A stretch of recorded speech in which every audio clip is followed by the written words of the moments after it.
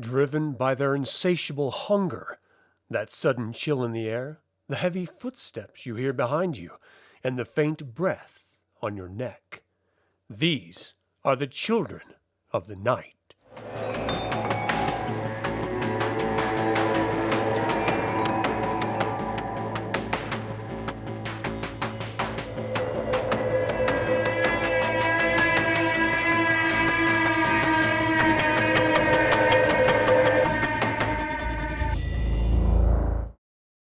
Welcome to Eviliv3, a celebration of my favorite tabletop role-playing games. This is a sister channel to Eviliv3. Today I'm presenting the Children of the Night, the Vampires of Ævum Malum, my modern urban dark fantasy tabletop role-playing game campaign setting. Since antediluvian days, mankind has whispered about the monsters hiding in the shadows. While many horrors exist, none are more feared than those with an insatiable hunger, the true apex predators of civilization. For most history, these beings were thought to be purely psychological creations. You see, humanity has buried the fear of being hunted deep into its DNA from an epoch of evolutionary survival. What truly separates humanity from animals is our imagination. Through our dreams, desires, and terrors, we create both gods and monsters. As civilization grew, these monsters seemingly took a back seat to reality, but they remained active in the ethereal realm, forever watching. The truth of their origin is far darker than mere folklore. While humanity may have dreamed them into existence, something indifferent gave them agency. I'm talking about the void, the original state of all existence, which is complete, silent, and indifferent. The void uses humans' ethereal creations to undermine existence and destroy reality from within. This creates a terrifying twist of agency. Human fear provided the blueprint, but the void provided the power.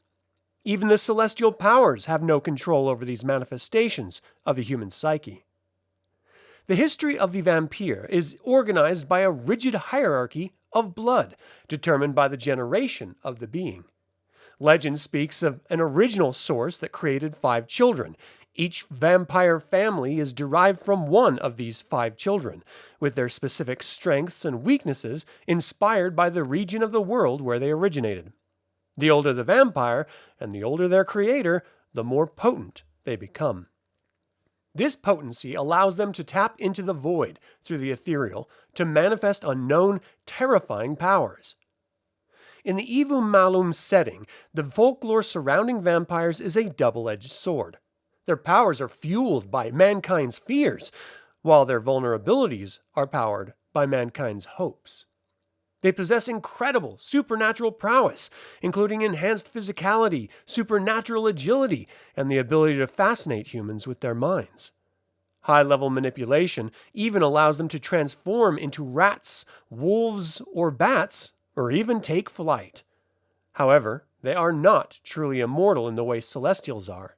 They require a heart to pump stolen blood through their system, which is why a stake through the heart holds them in stasis. Furthermore, weapons of hope like fire, sunlight, and religious faith can consume or destroy them. Whether they are the ultimate big bad or the player characters themselves, the Children of the Night are a force to be reckoned with. They remain hidden in secret societies because humanity refuses to acknowledge monsters in their sanitized modern suburbs. Most are solo hunters, and while small groups occasionally work together, they are prone to turning on one another, a trait inherited from the fractured psyche of their human creators. They are the ultimate stalkers, masters of manipulation, waiting in the darkness of the city for the desperate effort to delay the inevitable unmaking of the world. The survival of the Children of the Night depends entirely on the veil of indifference, a psychological byproduct of the modern world. In an era of surveillance and science, humanity has traded its ancient instincts for a comfortable, sanitized denial. This collective apathy acts as a secondary shroud for the vampire, allowing them to operate within the highest echelons of corporate boardrooms and the lowest gutters of the inner city without fear of discovery. They do not merely hide in the dark, they hide in plain sight, camouflaged by the very skepticism they helped cultivate. By manipulating the media and dismissing sightings as urban legends or drug-induced hallucinations, they ensure that the only people who believe in monsters are those already marginalized by society. The crazy, the desperate, and the soon-to-be dead. Physiologically, a vampire is less a biological entity and more of an ethereal anchor for the void's cold intent.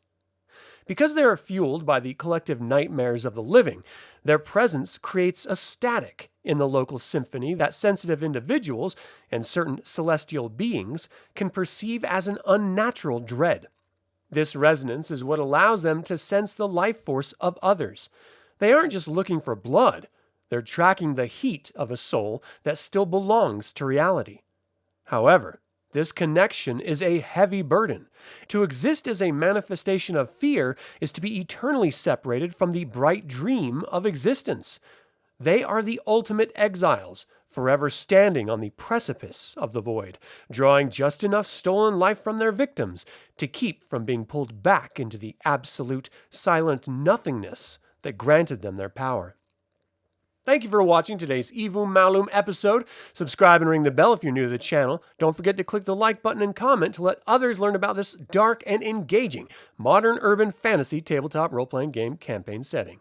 You can join my actual plays and get $10 by signing up to startplaying.games, and even pick up other tabletop role-playing games using my affiliate link in the description below. Thank you to creator patrons Aaron Hardy, D. Robert Handy, and ShakyManor, and developer patrons Chris Androu and Sam Ruiz. And as always, remember that evil spelled backwards is live. So get out there and be evil.